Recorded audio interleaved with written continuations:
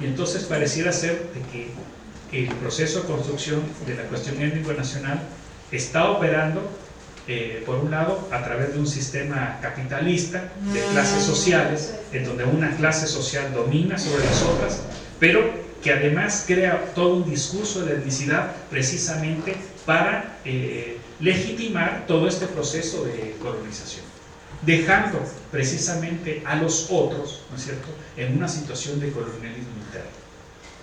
Es decir, en un proceso de la construcción del México sin democracia, lo que denomina Pablo González Casanova en La democracia en México como el colonialismo interno. Hacemos de los indios nuestros seres colonizados al interior de nuestro país. ¿Por qué? Porque esos son. Entonces los reconocemos, pero siempre subordinados. Reconocemos a los afros, pero subordinados.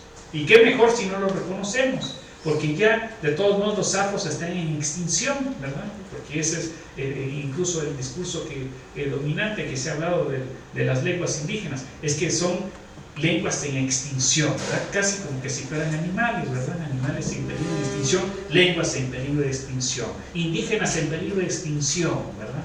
Y en realidad lo que nos damos cuenta es que el mexicano es una construcción polifónica, polihistórica, policultural, que tiene muchas herencias, pero que todas esas herencias están entronizadas entre todas las clases sociales, sean pueblos indígenas, pero también las clases dominantes. ¿Por qué? Porque el influjo de las culturas populares es tan fuerte, fíjense ustedes, que incluso un mexicano de clase alta, pues también le echa un poquito de chile, y también come tortilla.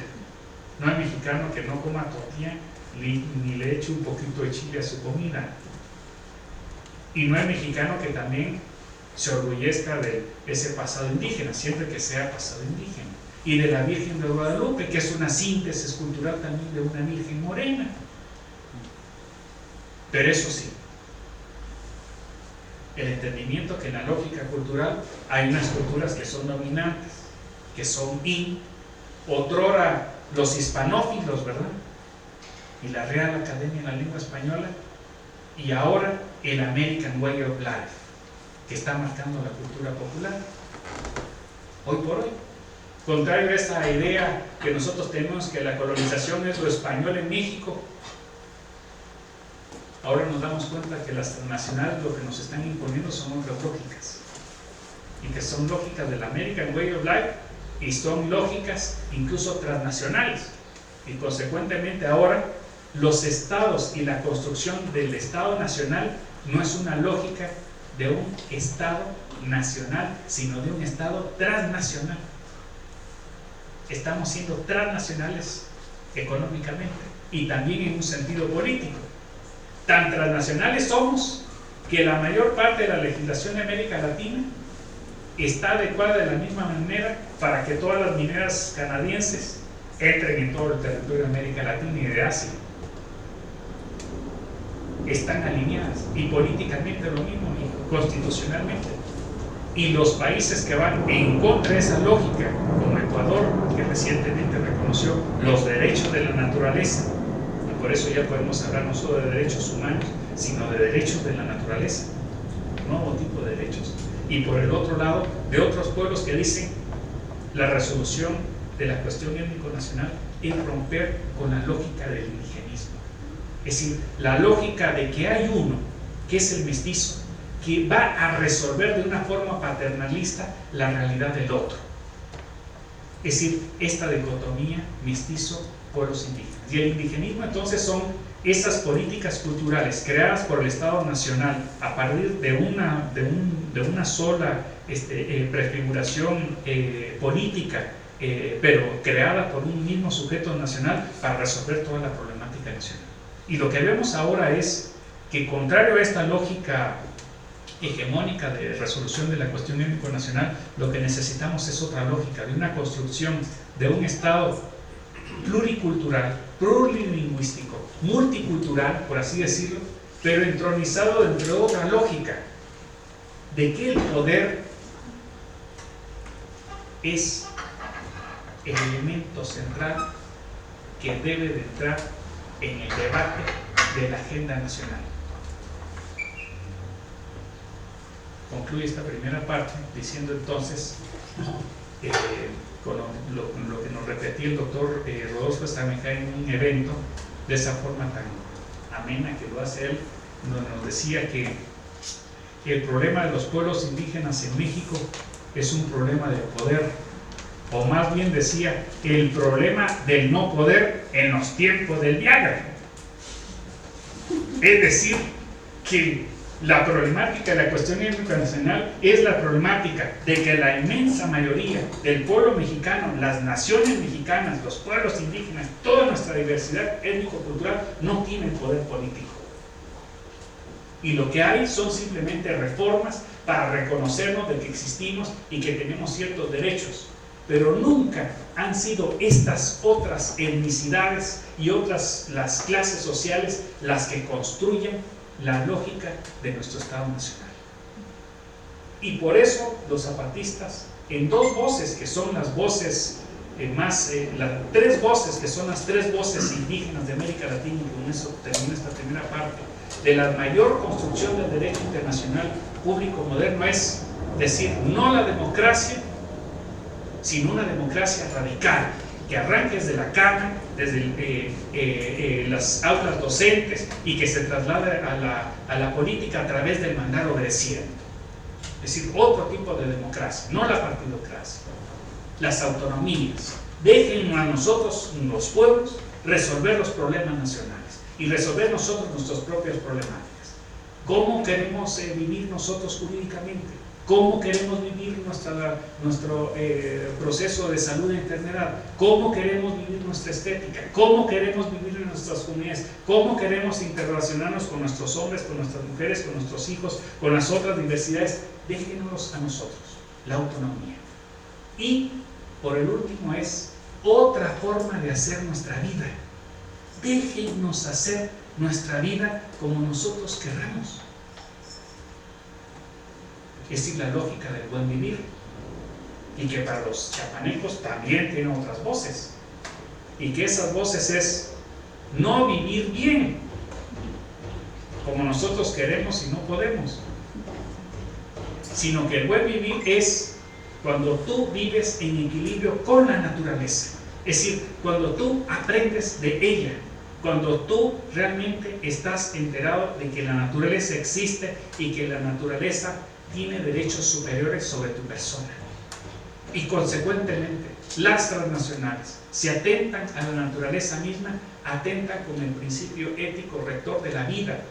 Dirá Enrique Dussel, el principio ético rector de la vida es la vida misma. Sin la protección de la vida en el planeta Tierra, estamos perdidos. Y pareciera ser, desde que hace miles de años, los pueblos indígenas, no los que vivían en el sistema huitlatoánico, aclaro, sino la vida de esos pueblos indígenas en el colonialismo de la corona española y en el colonialismo interno, aprendieron a otro tipo de cosmovisión solidaria, comunitaria, de comunalidad. Y ahí podemos decir, sin romantizar a los pueblos indígenas, que hay dos visiones en el mundo indígena. La huitlatoánica pasada, que era terrible sobre sus propios pueblos y comunidades, y si no, vean ustedes las rebeliones que tuvieron los tlaxcaltecas, el señor de Zempoala, frente a los mexicas. Y por la otra, la que comenzó con los tiempos de la resistencia. En esos tiempos de la resistencia, cuando comienza a prefigurarse otra cosmovisión de comunalidad, y esa visión de la comunalidad está más cercana a la visión de Marx, a la visión de Luxemburgo, a la visión de Judith Butler, que vino recientemente a la UNAM, y a la visión, por qué no decirlo, de otro tipo de construcción del mundo, ¿verdad? No solo de la etnicidad, de la religiosidad, de la composición de las clases sociales, sino también de la cosmovisión, de la visión del mundo a través de las mujeres. Y ese papel es muy importante, y es un papel que ha sido olvidado dentro de nuestra construcción de un Estado nacional, de segregación, de incorporación, de integración de esos indios a la vida nacional, y del hoy por hoy el American Way of Life multiculturalista de hagan lo que quieran, pero siempre y cuando ustedes quieran vivir bajo la lógica del capitalismo. Mientras ustedes no entienden cuál es la mano que mece la cuna de su etnicidad, está muy bien. Ahí sí lo podemos hablar y entendernos. Y si los pueblos afros entonces van en crecimiento demográfico, entonces por ahí los reconocemos. Pero si ya están en extinción, entonces ¿para qué los vamos a reconocer si estos pueblos son marginales para la cultura de México? Y ahora estamos bajo el peligro de que a lo mejor si hacemos una reforma constitucional, como ya estamos en reversa, que es lo que a veces no entendemos, ¿verdad? A lo mejor por ahí, en vez de avanzar, vamos a retroceder. Mejor esperemos un momento en donde de inicio podamos poner neutral, no reversa, poner primera y vamos avanzando y no vamos para atrás. Ya avanzamos un paso hacia atrás, ahora tenemos que esperar el neutral y avanzar 2 para adelante. No hay otra manera. Y por eso se dice que los pueblos indígenas ahora no la rifan, que los pueblos indígenas ya de resilientes pasaron a silentes, que los pueblos indígenas no hacen nada, pero están ahí en el proceso. Y en cualquier momento esos pueblos indígenas no es que vayan a explotar, no han explotado en 500 años, que van a explotar ahora, van a venir a contradecir y nos van a venir a enseñar cómo podemos construir un Estado nacional.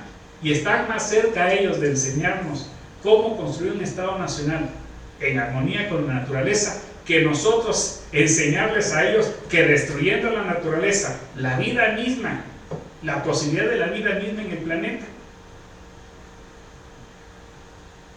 a partir de un mito que se llama el desarrollo, que ya probó que pues desarrolló mucho, pero nuestra pobreza, desarrolló nuestra desigualdad, nuestro racismo, nuestra discriminación y nuestros estereotipos y nuestra intolerancia en la sociedad, porque eso ha sido el desarrollo del capitalismo,